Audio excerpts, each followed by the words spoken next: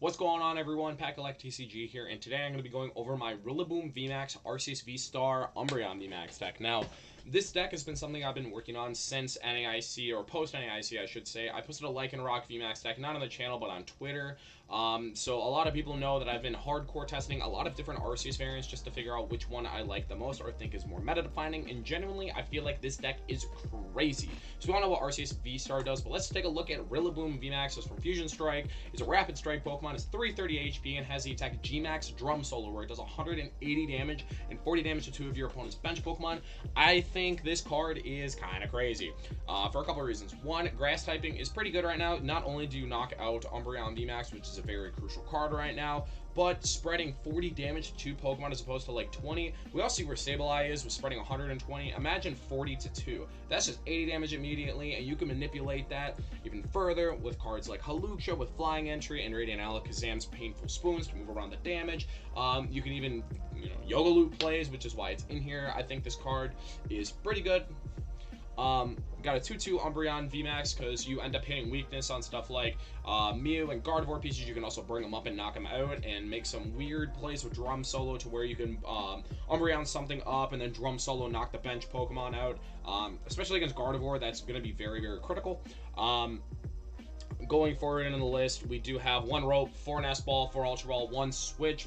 Pretty standard in Arceus decks, I would say. This is just kind of like Arceus, Umbreon, Duraludon, but just without the Duraludon, because I think Duraludon is poorly placed right now. Also, Rillaboom. Yeah.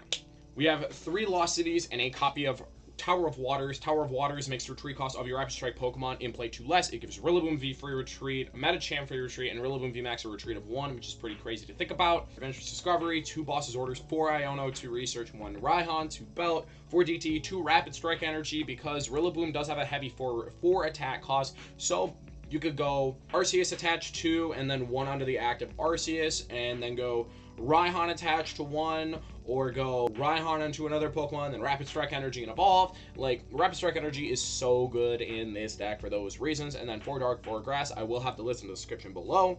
So, aside from that, the Lost Box matchup is pretty good from what I've tested. Just being able to spread the mass amount of damage while Lost Citying Manaphy is pretty good. Gardevoir is pretty good because of that. You also hit weakness on Gardevoir and Lost City them. But that's enough of the deck. Let's go see it in action. Alright, so we can see that our opponent opened up a Galarian Moltres V. This puts up warning signs of Darkrai, and for those who don't know, Darkrai is weak to grass. So this already, on the first game on the ladder, seems like a pretty good matchup. Our opponent's Squawk and Seas, however, was not very good for them. They had to dip 2 Dark Patches immediately, although getting a couple energies in there and a cross switcher. These items can be brought back due to Darkrai V-Star's Star Abyss ability, so it can just grab 2 item cards. But at this point in time, I'm thinking in my head, could this Moltres donk my Arceus if I don't find another one? So, can they go Choice Belt? Do they play Choice Belt? Because if I remember correctly, Ross's list played Box of Disasters at NAIC. So then they presume to discard another Dark Patch and get a Darkrai. And in my head, I'm calculating, is Hawlucha worth it? No, not really. And you can see immediately as I did this play, I'm like, wow, I should have used AD. Or Adventurous Discovery, my apologies. But at the same token, I was like, maybe I hit DTE, and then I attached the Dark Energy to the benched one, and then hit the double turbo. So at that point, I was like, man, that was so silly. That was like silly sequencing, but I wanted to guarantee myself on energy attachment and some of the Pokemon that I needed while drawing more cards. Our opponent had 3 cards in hand. I didn't want to risk dropping Lumineon and not having a bench space later on. So I just went double Umbreon just so I could target down anything I want whenever I want. Missing the second Rillaboom because it was prized sucks. But with the off chance that my opponent does end up finding Choice Belt, they will knock out the Arceus, and that's it.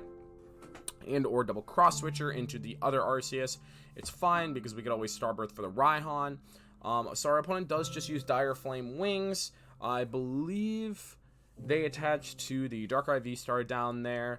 They do end up playing Professor's Research, so a boss is not in sight. However, Cross Switcher is going to still be effective and still can be able to use Star Abyss. There is the Choice Belt. You can kind of see me laughing about it like, wow, they actually just kind of had it. That's fair, though. And then from here, I'm like, wow, I'm 10 short. That Hawlucha probably would have helped. Hawlucha Alakazam But from here, we get the Ultra Ball, which is able to just discard the Arceus and our spare research, which will be able to grab us Arceus V-Star, which could grab us Choice Ball plus. I believe the other card was Rillaboom VMAX, because in my head, I'm like, if they find a way to knock out this Rillaboom V, then we're in a lot of danger, because there is no way we can one-shot the Darkrai V-Star once it gets rolling. So I just immediately got the VMAX. It was like, I know for a fact you cannot hit this number with how your current board state is. So I just accelerate 3 energy to the Rillaboom VMAX, drop the Lost City, get rid of that Moltres, and then I get the Adventurous Discovery, which essentially turns into Boss's Orders, which we already have in hand as well. But the Adventurous Discovery will also allow us to just purely evolve, so they can't just go Boss, or just go Boss, Aquahorn, Boss, or Cross Switcher, or whatever kind of combination of cards. So they do end up Ultra Balling, get rid of a Darkrai V-Star, and a Battle VIP Pass. I believe from here, it is going to grab them a Galarian Moltres V, which has the ability Malevolent Charge, which when you drop it from your hand onto the bench, you may attach 2 Dark Energy from your hand onto it, which is pretty good for this kind of deck, where you need as many energy on the board as possible to hit maximum numbers. Our opponent's going to play Serena.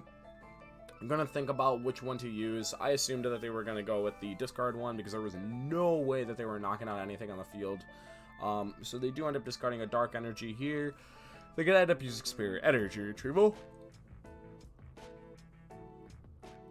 Spirit Energy Retrieval is going to be able to get the 4 energy back. We know that the Moltres hit the field, and I was calculating the math in my head. I'm like, even with a Choice Spot, I don't think there's a way unless they have double Moltres, and I know the other 2 cards on their hand aren't... the other card in their hand may not quite be Moltres, and if it is, they do not have an energy attachment to put onto the Darkrai. So from here, it's like, maybe they get there, maybe they don't.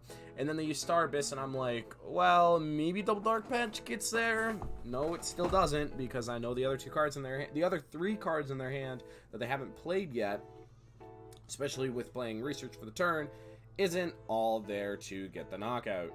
So with that, they're going to Dark Pulse for 210 damage, and I know for a fact at this point I can just go attach, manually retreat, and take the knockout on this Darkrai V-Star.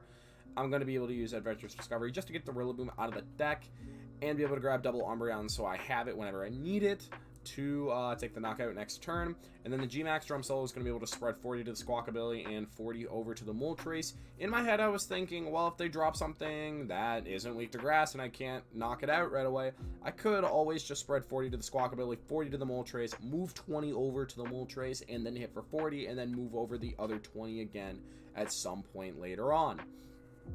From here, our opponent promotes the Moltres, attaches to the Darkrai and Professor's Research. So at that point, I know there is no hand disruption, and this game is pretty much over if they can't take the knockout on the Rillaboom VMAX, which is very, very unlikely, seeing how the Galarian Moltres currently is capping at 220 damage, 250 with the Choice Belt, and they do just end up using Fiery Wrath for 220, which will allow us to go Umbreon VMAX, bring up that Darkrai V-Star, and take the knockout with the G-Max Drum Solo. Going into game 2, we do hit a Tinglu, which is another pretty decent matchup for the deck, I would say, as long as they don't pop off pretty quick. Also early Koraidon knockouts. Immediately I see a Luminous and I'm confused. Maybe it's some sort of like toolbox deck. I'm not 100% sure, but they use Squawkabilly turn 1. They end up using these Heavy Ball for the Tinglu, gets down Gape Jaw, but I immediately replace it. But one of the most important parts here is they actually miss Koraidon, and from here I end up using Professor's Research. Got the double turbo, so I'm actually able to accelerate the 3 energy onto the Rillaboom V. From here I was questioning if I should have benched the Umbreon V or not. In hindsight, it wouldn't have been... I don't think it would have been bad to bench it, because I know what they end up drawing later on. But in this moment, it's like they could go Hawlucha and just completely ruin it, so there's almost no point. So I was just playing it a little more conservatively. They do play the Bravery Charm on the active and then Research away a Boss's Orders and a Raihan.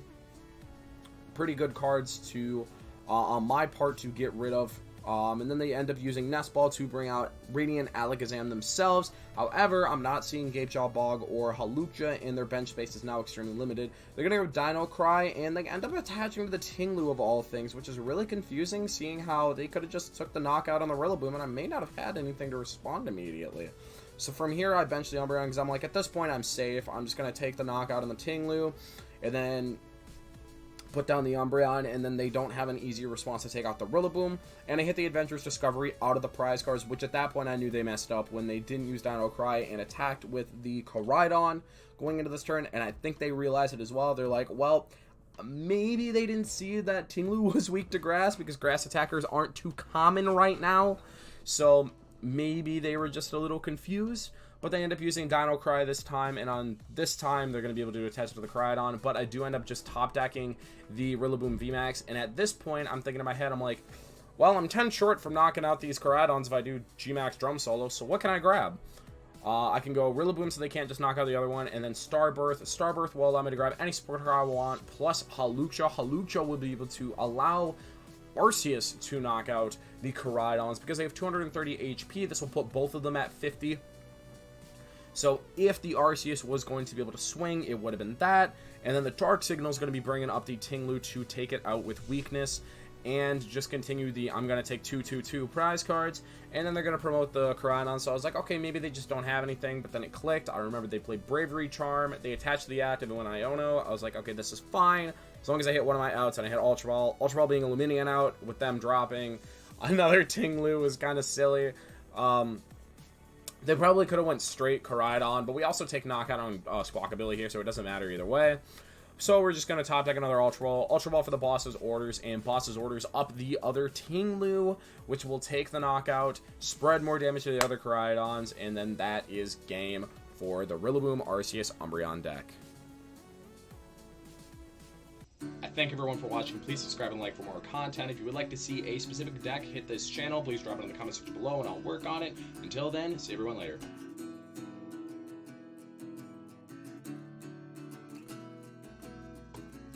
Yes! Yes! Yes!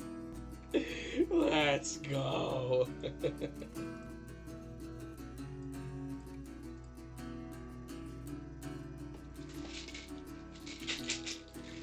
You ain't got it, bro. You ain't got Burnett. Uh-oh. Oh, God on! They had it all!